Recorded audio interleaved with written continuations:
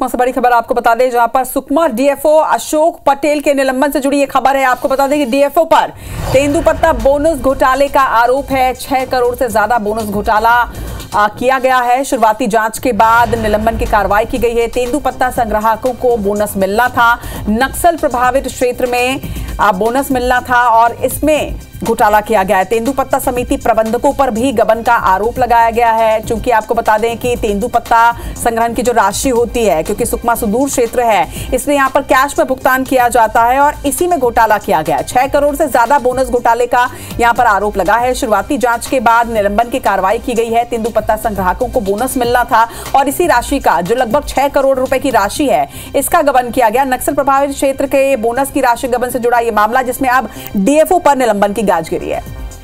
नरेश मिश्रा हमारे संवाददाता हमारे साथ जुड़ रहे हैं। नरेश, एक बड़ा सवाल उठता है कि एक तरफ बस्तर से नक्सलवाद खत्म करने की बात कही जा रही है, लेकिन भ्रष्टाचार के अलग अलग तरह के मामले, घोटालों के अलग अलग तरह के मामले अब बस्तर के सुदूर क्षेत्रों से निकलकर सामने आते हैं।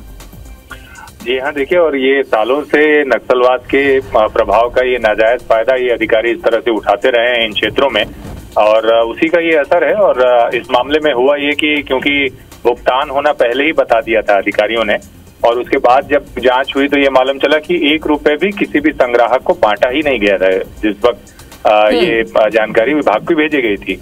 और इस मामले में सीधी तौर पर प्रारंभिक जांच में जो डीएफओ अशोक पटेल है उनकी संलिप्तता पाई गई, और जांच के बाद ये फिर कार्रवाई निलंबन की गई है।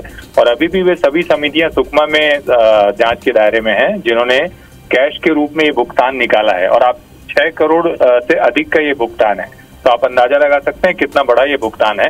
और अमूमन ये इसी वित्तीय वर्ष की बात नहीं है, इससे पहले भी सिलसिलेवार जब बोनस राशि वितरण होती थी तो जागरूकता के अभाव में नक्सलवाद की दहशत की वजह से लोग बाहर आकर शिकायत नहीं कर पाते थे कि कहीं शिकायत के दौरान उन्हें ही नक्सली या इस तरह के आरोपों में ना फंसा दिया जाए। तो एक सिंडिकेट की तरह ये सिस्टम यहाँ पर काम कर रहा था। शासन ने इस पर एक गंभीरता से एक बड़ी कार्रवाई की है, और डीएफओ के स्तर पर निलंबन की गाज गिरना बड़ी बात है। अमूमन इतने बड़े अधिकारियों पर कार्रवाई से बचता रहा है शासन। निश्चित तौर पर नरेश, एक बड़ी कार्रवाई यहाँ पर जरूर की गई है। हालांकि जो राशि गबन की गई थी उस पर निलंबन की कार्रवाई तो कर ली गई है, लेकिन उन संग्राहकों का क्या जिनका घर इसी तेंदुपत्ता संग्रहण से चलता है? अब अगर उन्हें राशि नहीं मिली है, भुगतान ही नहीं किया गया, तो उसके लिए प्रशासन क्या कर रहा है? देखिए, अभी तो ये जांच चल रही है और जांच के बाद इनकी रिकवरी की प्रक्रिया शुरू हो सकती है, क्योंकि ये जो सहकारी समितियां होती हैं, इन समितियों के संचालन और इनसे रिकवरी की प्रक्रिया बिल्कुल अलग ढंग से होती है। इस रिकवरी के बाद ही शायद ये संभव होगा कि उन लोगों को, हितग्राहियों को, संग्राहकों को उनकी राशि मिल सके। जी, चलिए, खबर पर नजर बनाकर रखिएगा नरेश। फिलहाल तमाम जानकारी के लिए शुक्रिया।